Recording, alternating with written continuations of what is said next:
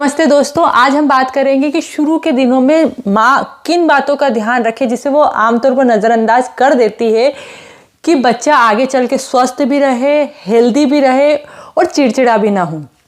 सबसे पहले जब माँ बच्चे को जन्म देती है तो शुरू के दिनों में जो मिल्क आता है ना उसे कोलोस्ट्रम कहते हैं, और वह जो मिल्क होता है ना बच्चे के लिए अमृत के समान होता है। तो आप क्या कीजिए, उस मिल्क को ज़रूर पिलाइए।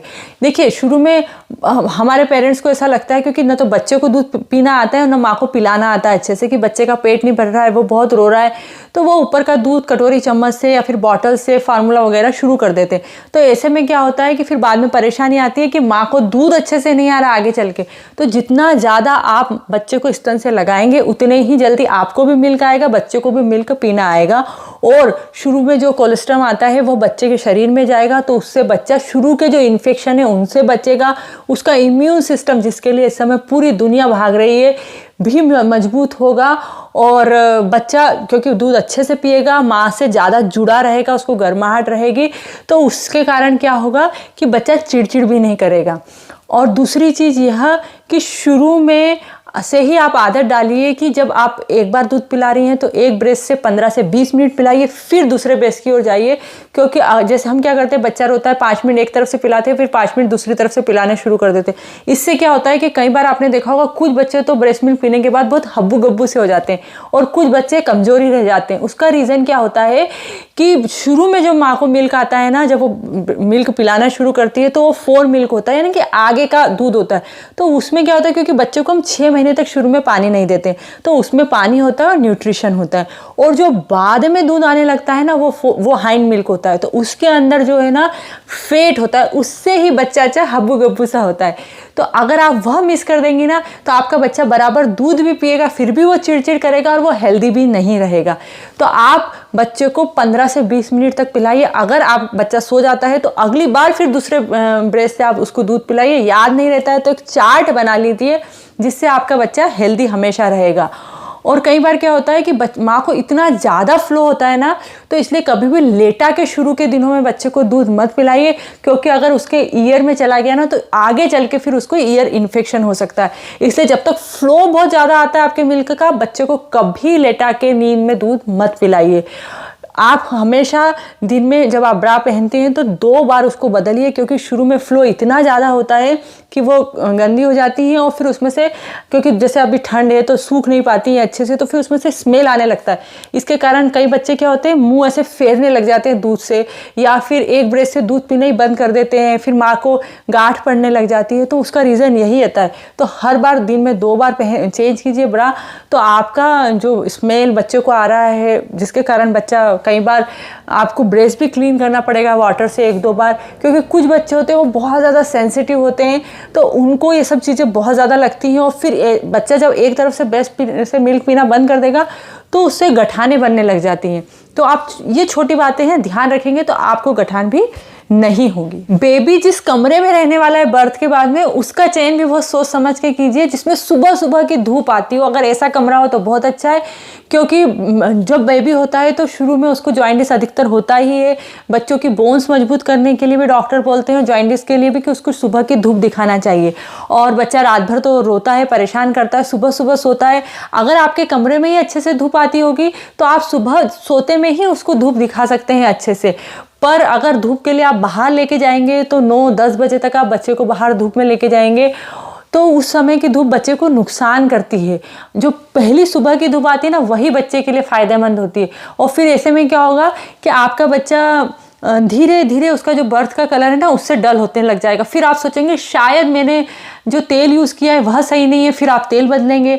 तो उसकी जगह अगर आप बच्चे को सुबह की धूप दिखाएं ना कमरे में से ही, तो वह सबसे ज़्यादा अच्छा होगा। या फिर कोशिश कीजिए कि बाहर भी लेके जा रहे हैं धूप में तो सुबह सुबह जल्दी दिखाइए धूप उसको। ज़्यादा देर की धूप बच्चे को फ़ायदे की जगह सिर्फ नुकसान ही करेगी।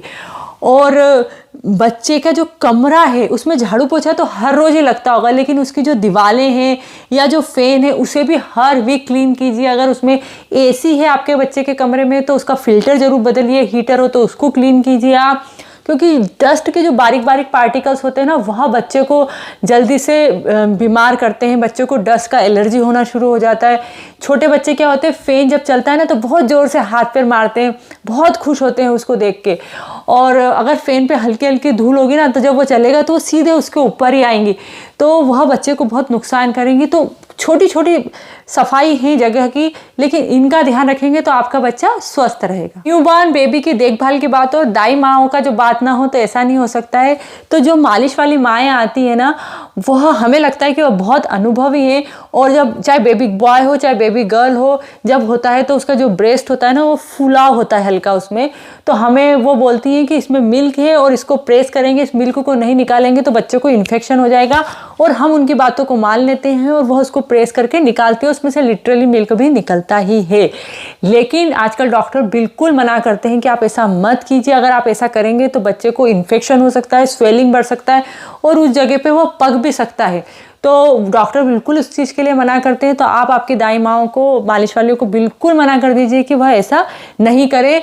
7 से 8 दिन में यह मिल्क बिना कुछ करे अपने आप ही ड्राई हो जाएगा। दूसरी बात यह है कि जब बच्चे को वह नहलाती है तो पानी का जो टेम्परेचर है, वह आजकल मार्केट में छोटी छोटी डक या और भी चीज़ें आती है जिससे आप वाटर का टेम्परेचर चेक कर सकते। छोटे बच्चों की स्किन बहुत ही ज़्यादा सेंसिटिव होती है। दूसरा, जब उसके प्राइवेट पार्ट को, चाहे लड़की हो चाहे लड़का हो, जब धोया जाए तो जो पानी है वह जो जितना गुनगुना है उससे थोड़ा उसमें ठंडा पानी और मिलाइए, तब उससे क्लीन करवाइए, नहीं तो वह जगह जल सकती है। अगर आपका बेबी बॉय है तो उसकी टॉयलेट को आप डॉक्टर से क्लीन करना अच्छे से सीख लीजिए, क्योंकि ये जो मालिश वाली होती है इन्हें इतने अच्छे से क्लीन करना नहीं आता है। और उससे क्या होता है, अधिकतर बच्चों को ऐसा होता है फिर, क्योंकि वो लेट के टॉयलेट करते हैं, हल्की सी भी टॉयलेट अंदर रह जाती है, टॉयलेट आप क्लीन नहीं करेंगे तो वो टॉयलेट चिपकने लग जाती है, क्योंकि आप उसको ओपन नहीं करेंगे अच्छे से, और फिर वह इन्फेक्शन बढ़ जाएगा और फिर डॉक्टर उसकी स्किन को कट करके ऑपरेशन करेंगे और फिर उसको करेंगे। तो बच्चों के लिए बहुत ही पेनफुल हो जाएगा, क्योंकि फिर बच्चे की टॉयलेट है ना धीरे धीरे से थोड़ी कम कम आने लगेगी, पेट फूलने लगेगा, बच्चा बहुत ज़्यादा रोना शुरू कर देगा जब भी वो टॉयलेट जाएगा, क्योंकि उसकी टॉयलेट में बहुत ज़्यादा जलन होगी। और अगर आप शुरू से क्लीन नहीं करेंगे तो बच्चा 1-2 साल का हो जाएगा, तब ये परेशानियां होना शुरू हो जाएंगी। तो डॉक्टर से ज़रूर सीखिए, अच्छे से टॉयलेट को ओपन कीजिए, जो पानी कुनकुना है उसमें थोड़ा और ठंडा पानी मिलाइए और फिर उससे क्लीन कीजिए, जिससे ना वो बर्न हो और अच्छे से वो क्लीन भी हो जाए। और हर रोज़ आपको उसे क्लीन करना है। एक कॉटन लेना है, उसको बॉईल कर लीजिए कॉटन को, और उससे हल्के हल्के हाथों से क्लीन कीजिएगा तो वो अच्छे से क्लीन हो जाएगी और बच्चे को फिर आगे चल के कोई परेशानी नहीं होगी। न्यूबॉर्न बेबी को अधिकतर हम डायपर पहनाते हैं, उनके डायपर अच्छे भी आते हैं काफ़ी। पर क्या होता है कि न्यूबॉर्न बेबी की जो वेट होता है और जो हाइट होती है सबकी अलग अलग होती है, तो डायपर थोड़े लूज़ या फिर बड़े भी होते हैं, तो उनको हम फोल्ड करके पहनाते हैं। अब ऐसे में क्या होता है कि जब बच्चा होता है तो उसके गर्भनाल को काट के वहाँ पे एक क्लिप लगाया जाता है बेली बटन पे, तो उसके कारण क्या होता है कि जब हम डायपर को फोल्ड करते हैं तो वह थोड़ा मोटा हो जाता है और वह क्लिप, अब जब बच्चा पैर चलाता है बहुत तेज़ तेज़ तो वह आपस में रगड़ खाते हैं, और ऐसे रगड़ से क्या होता है कि कहीं बार अपने आप उस गर्भनाल के हिस्से को सूख के गिरना चाहिए था और वो रगड़ के कारण गिर गया, तो उससे क्या होता है कि छोटा सा टुकड़ा अंदर ही बेली बटन में रह जाता है और उससे बच्चे को इन्फेक्शन होना शुरू हो जाता है बेली बटन में और आपको डॉक्टरों के चक्कर काटने पड़ेंगे। तो हमेशा जब फोल्ड करें आप तो इस बात का ध्यान रखिए कि वह जो क्लिप है या जो गर्भनाल का जो बचा हुआ हिस्सा है उससे बार बार टकराए ना, उन दोनों में अच्छे से दूरी रहे। आजकल बच्चे से जो भी मिलने आता है ना, वो बच्चे का फोटो या वीडियो तो लेता ही है, तो सबसे प्लीज़ बोल दीजिए कि वह अपने कैमरे या मोबाइल का फ्लैश ऑफ रखें, क्योंकि वह बच्चों की आंखों को नुकसान पहुंचाता है। और जो भी बच्चे को गोदी में ले हाथ सैनिटाइज करें, मास्क ज़रूर पहने, किसी तो इस समय बिल्कुल भी बच्चे को नहीं देना चाहिए। और छोटे बच्चे को गोदी में लेते समय उसकी गर्दन के नीचे ज़रूर हाथ रखिए, उसकी कमर पे अच्छे से सपोर्ट दीजिए, क्योंकि बच्चे की नेक भी बहुत कमज़ोर होती है और बैक बोन भी बहुत वीक होता है। और अगर जरा सी भी लापरवाही हुई ना तो ज़िंदगी भर के लिए बच्चे को परेशानी हो सकती है।